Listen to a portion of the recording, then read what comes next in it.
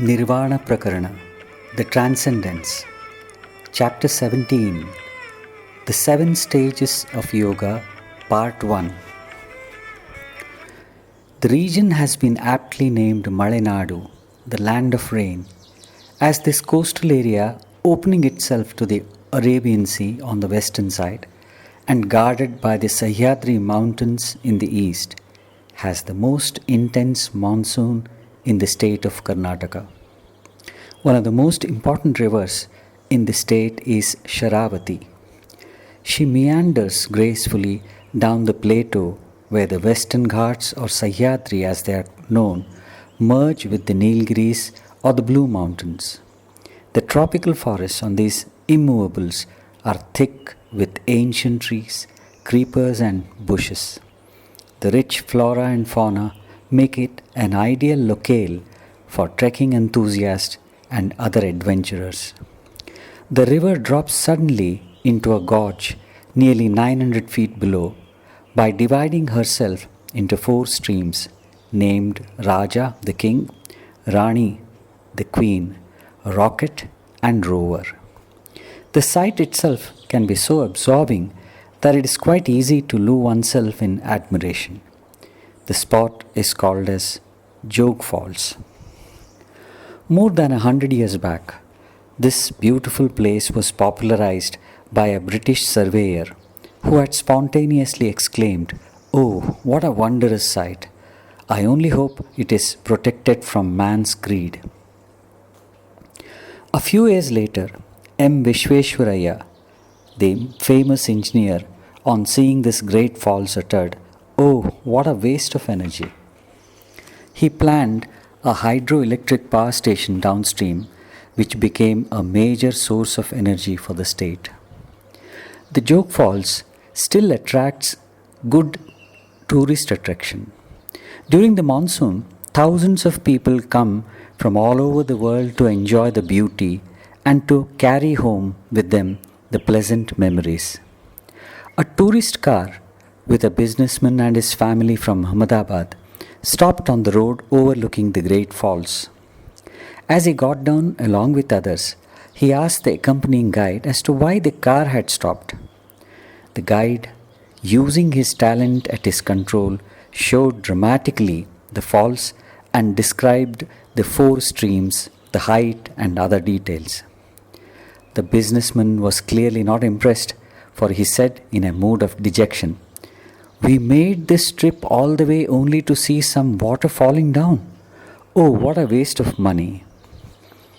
It was the same spot, but 3 different persons responded to it in 3 different ways. And the funniest part is that all of them were right in their own points of view. That is because each one of us lives in one's own self-created world. To prove the defects in the witness method of judiciary in solving crime, a well-known lawyer invited some intellectuals and enacted a crime sequence in presence of 10 chosen persons. These 10 persons were asked to go out of the hall and wait outside. One by one, the witnesses were called to give their observations, and there were 10 different versions. This is because each one of us perceives the world not as it is, but as it appears to each one of us through our individual spectacles of nature, impressions, and training. And yet, there is a common thread, as it were, which joins all the different colored flowers blossoming in the garden of consciousness. The rishis were highly successful in giving panacea for the ills ailing mankind, as they recognized and accepted the diversity existing in human nature. The methods are suggestions to help the human beings by initiating the change from the level each person is in. Spirituality is the journey of the human being from the gross level, when she or he is identified with the body, to the subtlest, when there is merging with the universal. And the scriptures give all the details required by the pilgrim. The milestones or the stations on way indicate the extent to which one has progressed in one's journey. Similarly, there are different stages one has to pass through while undertaking the journey within. To know for oneself the extent to which one has progressed, the rishis have roughly sketched a map. A sincere seeker has no time to look and judge others, but it is good to remember that this map is to be used for self-evaluation and not for judging others. This ultimate sarga, in a way, is an essence of all the details given out by the book. Sage Vasishta continued, certain Atmajnana Shastras conclude that the whole world should be seen as a dream. The truth is, neither avidya nor maya exist. Brahman, which is quiescence itself alone, is. Abiding in all, it is the immaculate Chidakasha. Diverse men superimpose attributes upon the non-dual. Some call it void, some Parameshwara, and some others Mahavijnana. Preferably, one should avoid all attributes to rest in silence. The transcendence is devoid of all mental activity and an abode of tranquility. This state can be achieved only by continual antarmukhatha, or total non-involvement with body, sense, mind activity. Having established in the self, one can perform actions outside by remain unaffected inside. The mental activity increases the pleasure and pain, and when it is quietened, the pairs of opposites can be transcended. One should remain unaffected during the painful and pleasurable situations through balanced mind. If one wishes to free oneself from endless births and deaths, one should neither seek pleasure nor avoid pain, nor seek the middle. Only by increasing the non-involvement can one hope to transcend misery. One whose being is filled with the cool elixir of the beingness of all planes is in moksha, though performing all actions is not really performing them. Once again, Vasishta gives a password or a master key, as it were, in these opening verses. Non-involvement at all the levels of body, sense, manas, buddhi and ahankara. A paradoxical statement is made by sage Vasishta when he suggests that one should not seek or put one's effort to achieve even the middle. It can be understood that one should not seek pleasure, as this creates a positive involvement, and avoiding pain causes a negative involvement. But pointing to the middle or a state in between, he does in no way mean transcendence, but an act of ignoring them both, which has a subtle involvement of avoiding them both. Even this has to be shunned by developing the non-involved observation, that is, by becoming a drashta, like a light bulb which lights up the place without bothering to care about the activity going below it. Rama asked about the means by which the 7 jnana stages can be practiced and the characteristics of those jnanis who have cognized them. Vasishta replied that there are 2 types of people in the world: pravritta, those who still have the faith in desire, and nivritta, those who have started understanding the limitations of desire.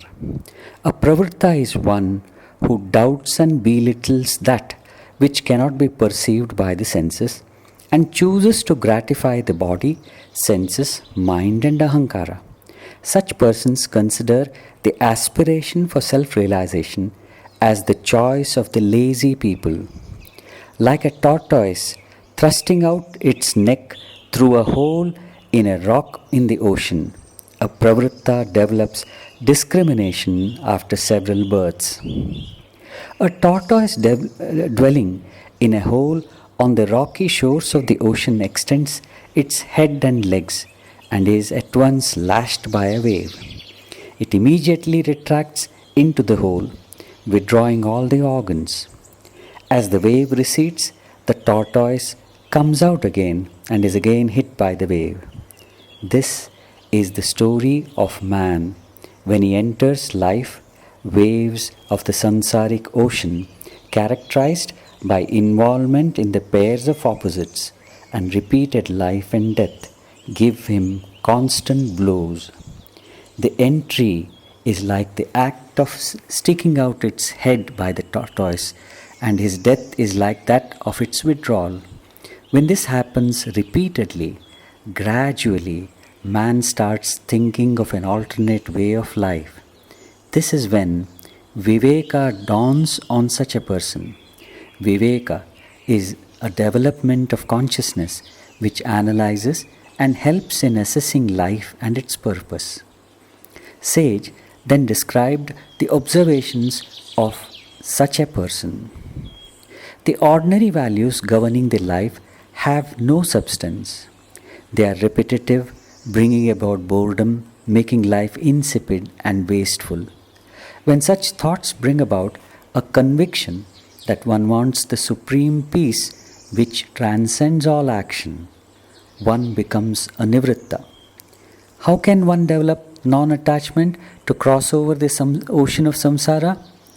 With such inquiry, one becomes wise and develops a kind of distaste for the act of desiring itself and starts deriving joy out of noble acts that are spontaneous and unselfish. Such person avoids base and energy dissipating activity, criticism of others, and opts to perform meritorious actions. He is also aware of the binding action and avoids it.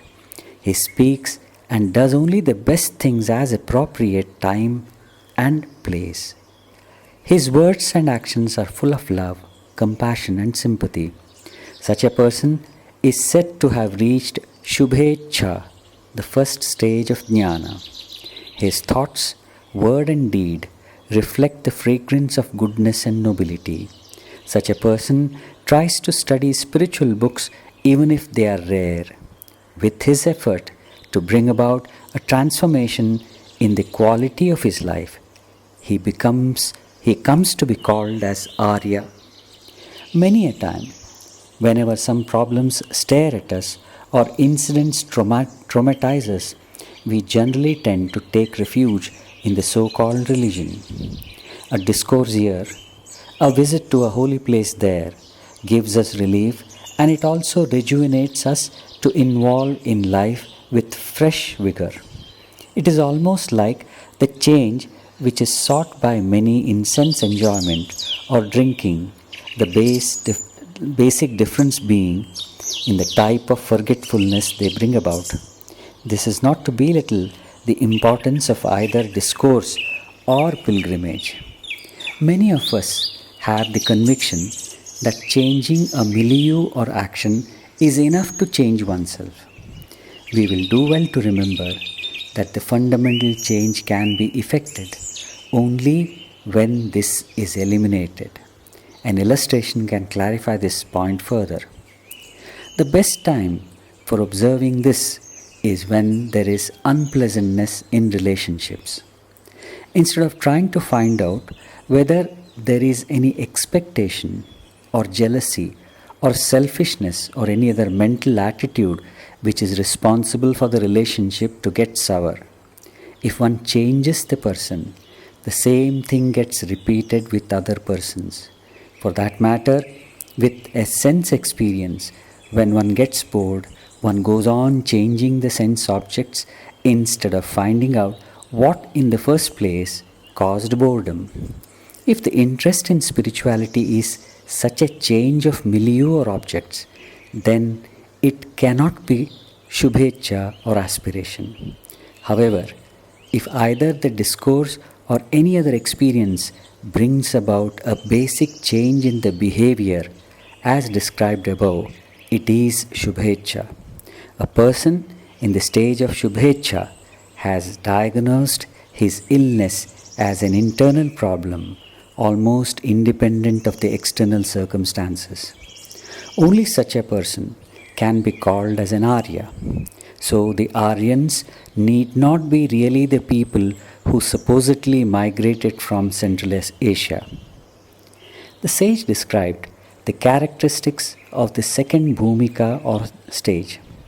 He enters the second stage in the path of jnana called vichara. Such a one approaches the self-realized persons who have mastered the Shastras to get the real and essential interpretation of Shrutis or Upanishads, Smritis or the code of conduct, Sadachara or imbibing what is given therein, Dharana, Dhyana, etc. Discriminating between the real and the unreal, he knows which actions are to be performed and which to be avoided. Like the master of the house, acquainting himself perfectly with his domestic affairs. Like a serpent discarding its own skin, he easily casts away arrogance, vanity, quarrelsome disposition, religious hypocrisy, sensuality, and dependence on external things for his happiness.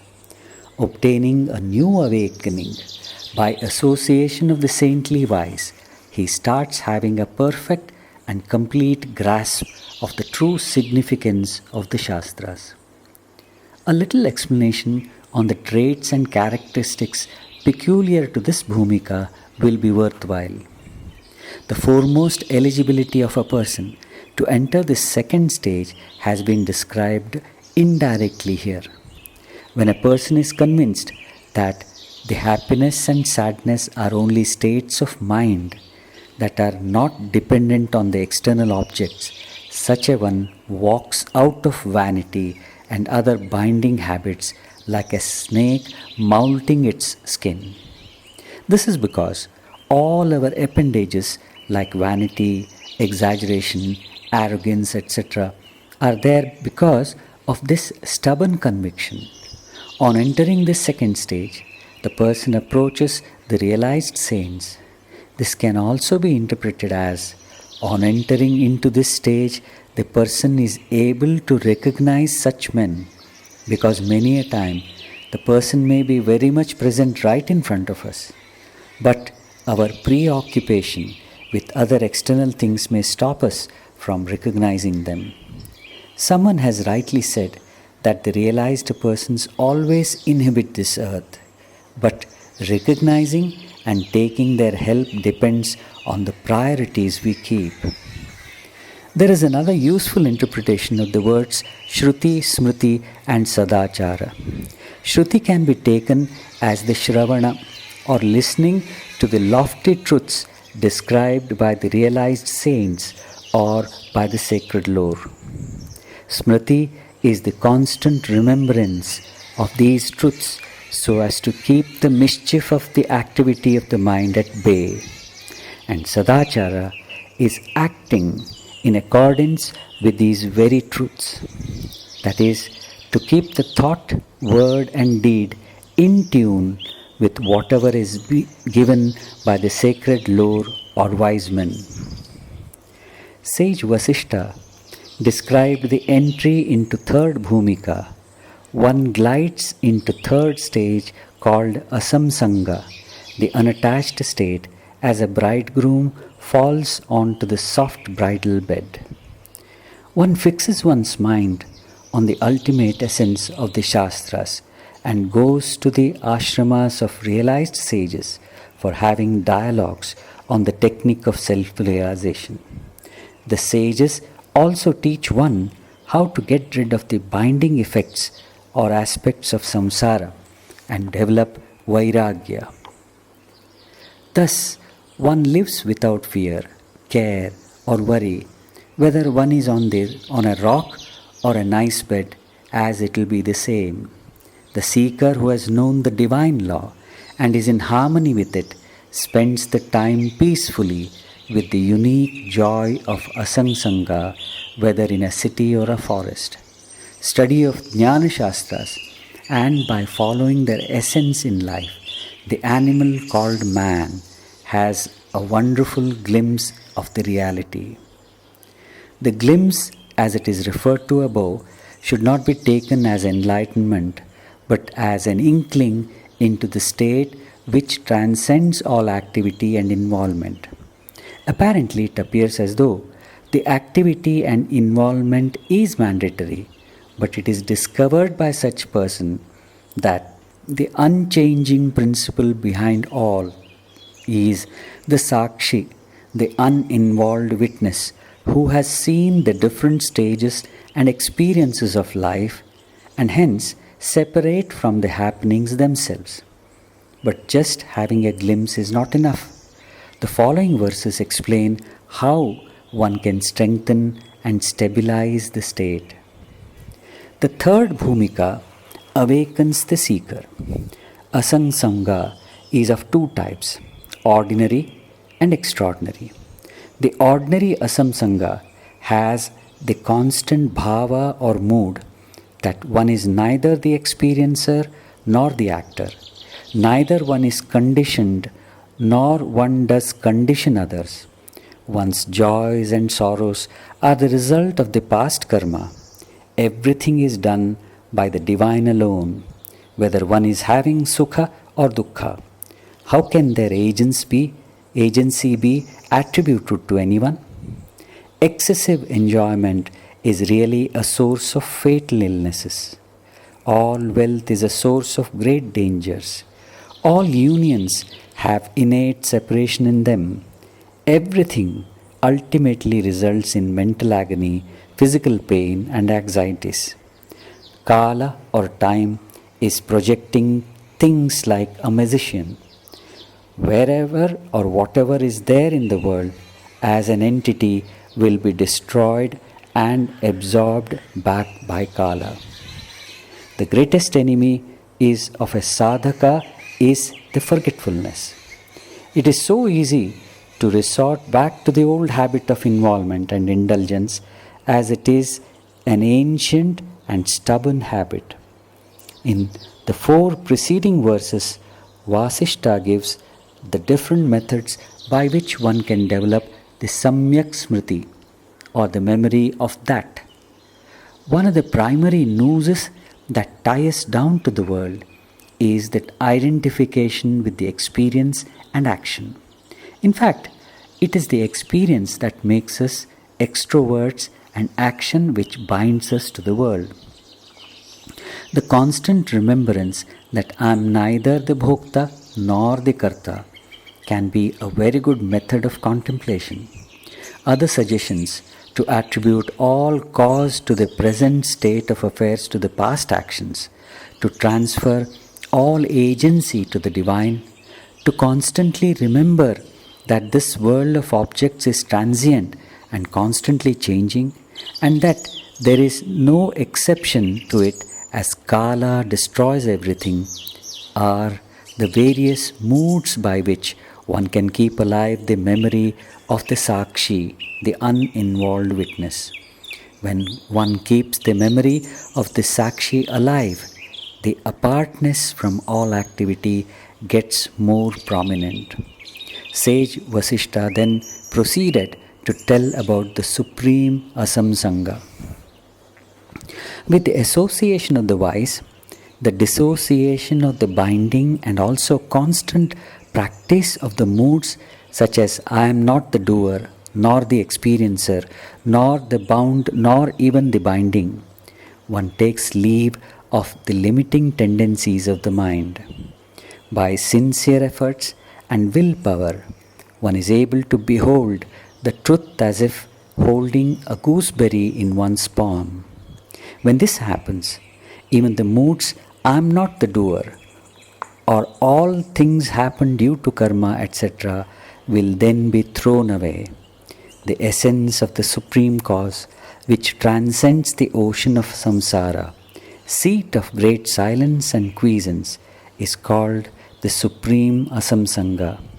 It is neither within nor without, neither below nor above, neither in the eight directions nor in the sky, neither in the material objects nor again in the emptiness, neither is it in inert things nor in the conscious mind.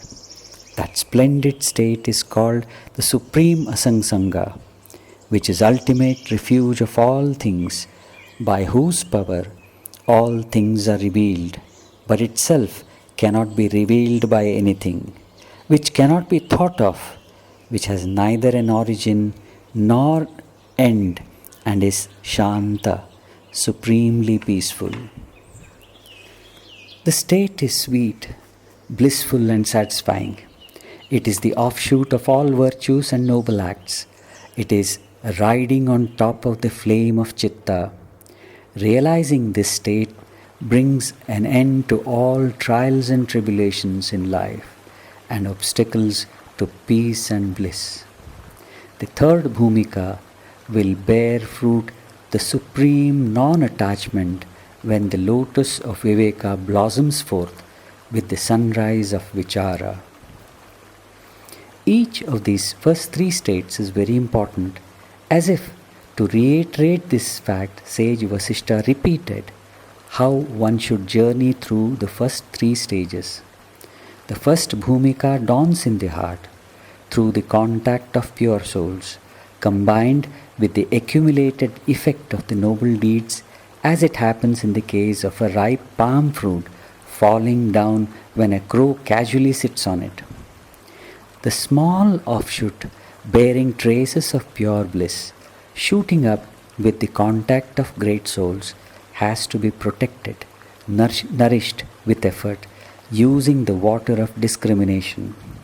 By nurturing with systematic vichara, this joy, which is an infinitesimal fraction of the bliss of the self, has to be developed just like the farmer taking care of the young offshoots every day.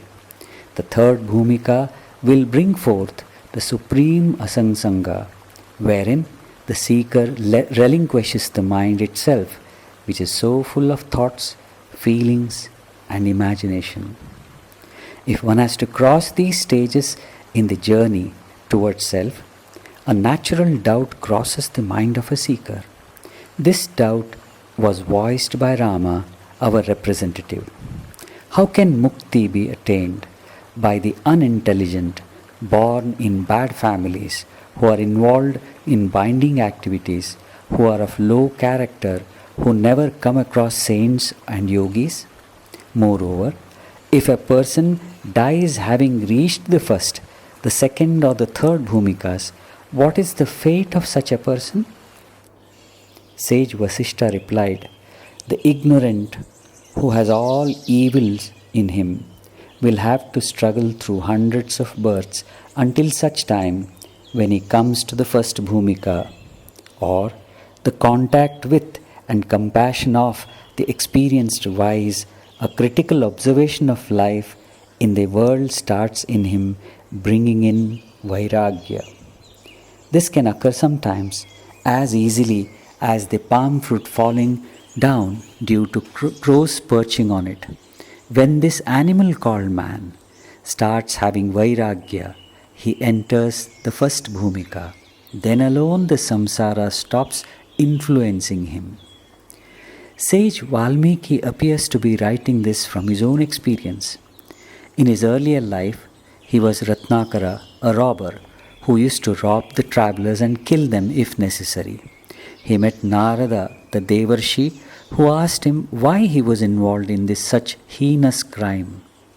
Ratnakara replied that he was doing it to take care of his family.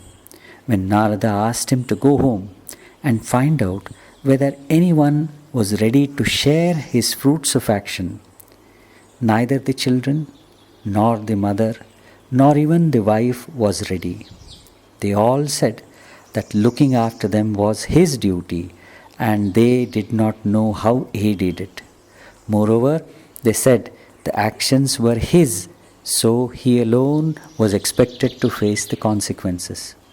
It is said that Ratnakara was shocked into an understanding of the ephemeral relationships in the temporal life and become a great tapaswin, so much so that an anthill grew over his body, which in turn gave him the name Valmiki. Vasishtha continued, if a person dies when he is established in the first, second or third bhumika, will get the effect the evil deeds exhausted in proportion to the stage one is in.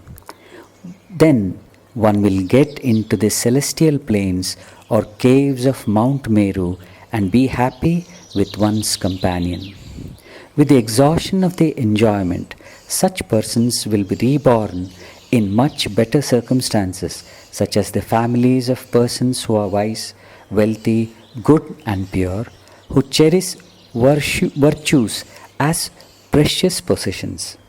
They will continue to the pursuit of path of jnana as they had in the previous life. Then, visualizing or remembering the bhumika one left off at the time of death, continue the jnana nishta again, rising subsequently to the higher stages.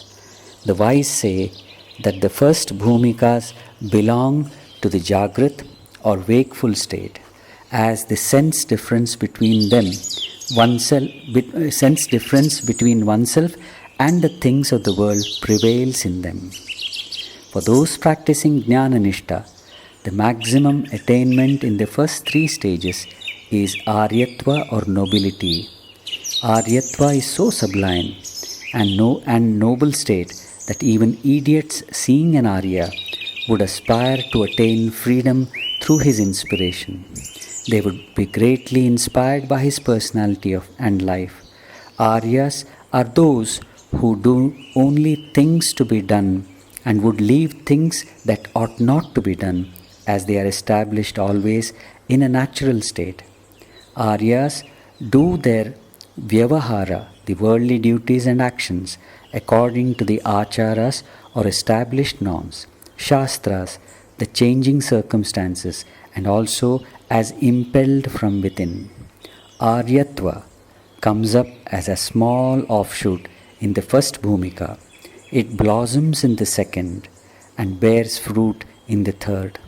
By practicing the three bhumikas, Shubhecha, Vicharana and Asamsanga, ignorance gets completely dissipated. The jnana settles itself firmly in the consciousness like the rising of the full moon. Different stations or the milestones that the traveler passes by are indications of the extent of his progress of his journey. Similarly, the bhumikas described in this chapter are the signposts of a seeker's evolution. The first three bhumikas broadly deal with all the conscious methods to be adopted by the seeker in his wakeful state. The various methods are like the different ways and means one has to resort to wake up from the deep sleep after one has convinced oneself that one is asleep and that one has to wake up at whatever cost.